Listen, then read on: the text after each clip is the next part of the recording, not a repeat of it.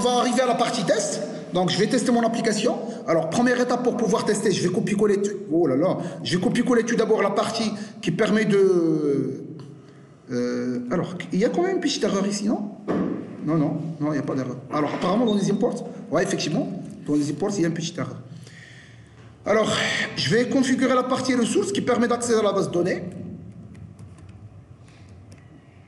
Alors, ça, c'est Eureka, je vais l'éliminer. Ok, quoi d'autre? C'est tout, je pense que c'est correct. Ah oui, actuellement dans mon PC, c'est le login c'est root, c'est le mot de passe c'est root. Alors, le nom de l'application, ça c'est rien de spécial. Et ça marche, je pense que ça marche. Ok, ça marche. Alors, ça c'est la première étape, c'est copier la configuration. Alors, la deuxième étape, c'est que je vais faire la couche web service. Alors, je vais la copier-coller aussi. Alors, la couche web service, je vais la copier-coller. Alors, elle est là.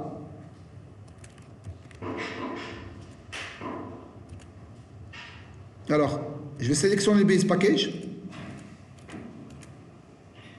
Et je vais copier-coller la couche web service. Donc, web service avec deux dossiers. Dossier admin qui contient tous les endpoints de admin. Et dossier public qui contient tous les endpoints de public. Et un autre dossier qui s'appelle. Alors, je vais copier-coller, par exemple. Et un autre dossier qui s'appelle chef. Donc, user controller admin, alors je vais la nommer user controller chef, qui contient tous les endpoints. Ah oui, j'ai quand même une petite erreur. C'est que je dois avoir ici un package chef où je vais déposer. Alors, dans user controller admin, alors je vais corriger le problème d'import.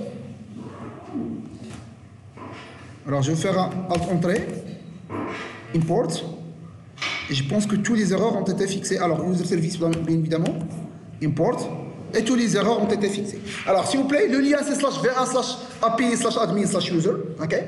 Alors, la même chose pour le chef. Alors, maintenant, je vais copier-coller le user controller. Alors, je vais le copier-coller dans le chef. Ça sera user controller chef. Alors, s'il vous plaît, je précise. Imaginons que je veux nommer tout le contrôleur, user controller, user controller, user controller. Je ne vais pas faire user controller admin, user controller chef, user controller. D'ordinaire, les bins, ils portent le même nom, donc ils seront inacceptables pour Spring Context parce que c'est l'ID de bin. Donc ici, dans la Araba Service Control, il faut spécifier le nom de bin. Par exemple, ça c'est par exemple, ça s'appelle user controller, tu dois faire user controller, res controller, user controller admin. Comme ça, le bin qui va être créé avec un minuscule, bien évidemment, l'ID du bin qui va être créé va être quoi? Va être un user controller. Ça veut dire quoi? Ce que je veux dire? Je veux dire que comme ça. Alors, Shift F6. Imaginons que je vais faire comme ça, user controller. Alors, ça, c'est user controller. Et aussi, ça, c'est user controller. Donc, Shift F6.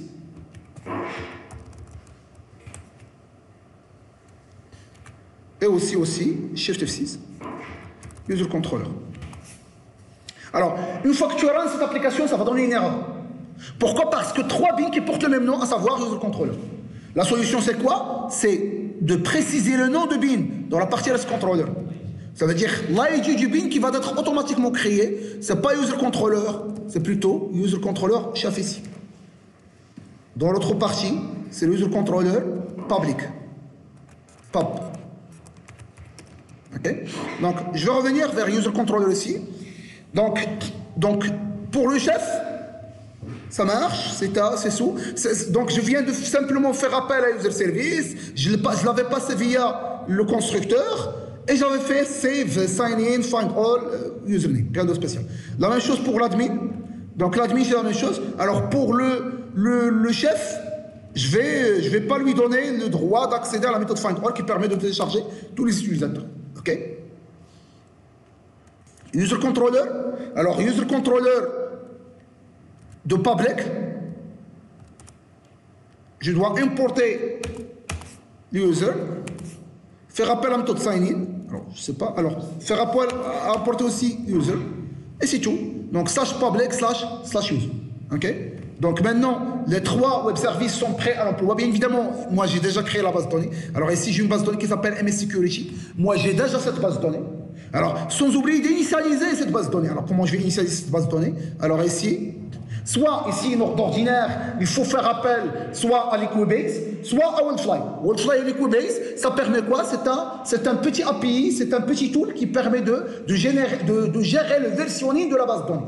Ça veut dire, tu vas injecter un fichier SQL ou tu vas demander l'insertion automatique de plusieurs lignes via un insert into de SQL et automatiquement vous aurez l'insertion. Bien évidemment, Liquibase, il est plus positionné dans le marché par rapport à FlywayDB.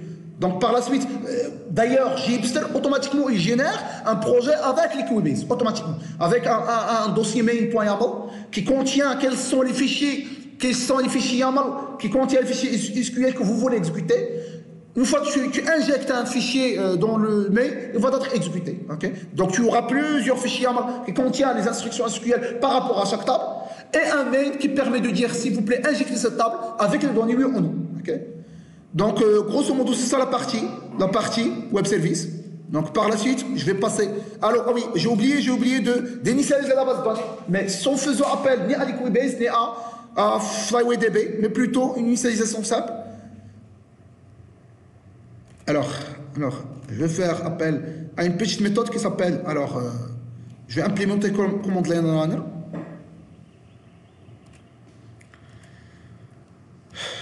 Alors, ça c'est command line runner. Alors, je dois importer l'utilisateur.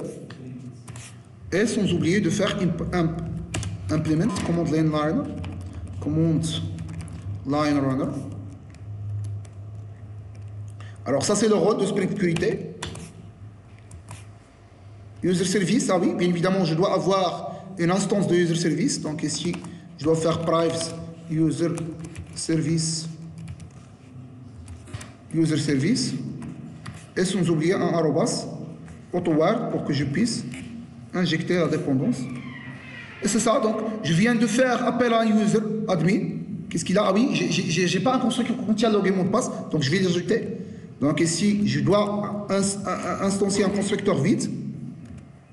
Et un constructeur, n'oubliez pas s'il vous plaît le constructeur vide, sinon GPA va protester. Si tu insères directement le constructeur avec le login et le password, ça va donner une petite erreur. C'est quoi? C'est que GPA sera incapable d'instancier automatiquement les objets.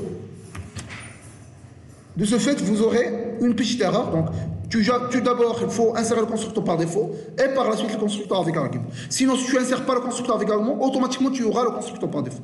Donc, je sauvegarde, je vais vérifier et maintenant ça marche. Ah, bien évidemment, la même chose pour le rôle. Je dois ajouter l'autorité, mais préalablement, il faut ajouter aussi le constructeur vide.